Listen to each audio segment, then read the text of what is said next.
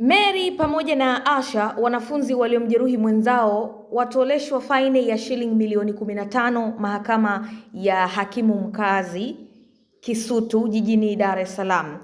Imewahukumu wadada hao kulipa faini hiyo au kwenda jela baada ya kutiwa hatiani kwa makosa 7, ikiwemo kutoa taarifa za uongo na jaribio la kutaka kumuua mwenzao. Waliohukumiwa ni Mary Mwatogolo, umri wa miaka 22, ambaye ni mwanafunzi wa chuo kikuu cha Dar es Salaam UDSM, na Asha Juma, mwanafunzi wa chuo cha uhasibu TIA. Washtakiwa hao walikuwa wanakabiliwa na mashtaka 8 katika kesi ya jinai namba 13199 ya mwaka 2025.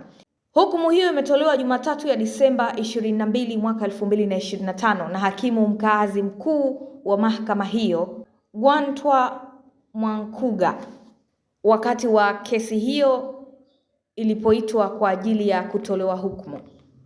Gwantwa Mwantaga alisema upande wa jamhuri ulipeleka mashahidi 12 na vielelezo 16 ambao ulithibitishwa mashtaka pasi na kuacha shaka katika mashtaka 7 kati ya 8 walioshtakiwa.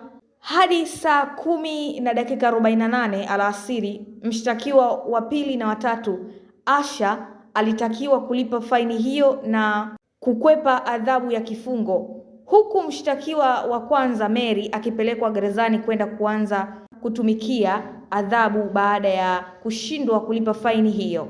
Asha amehukumiwa kulipa faini ya shilingi milioni 7 au kutumikia kifungo cha miaka 3 gerezani. Mary amepigwa faini ya shilingi milioni 5 au kwenda jela miezi 6, na Raina alipigwa faini ya shilingi milioni 3 au kwenda jela miezi 6. Hii ni Zantime, usisahau kusubscribe, kulike, kushare pamoja na kucomment.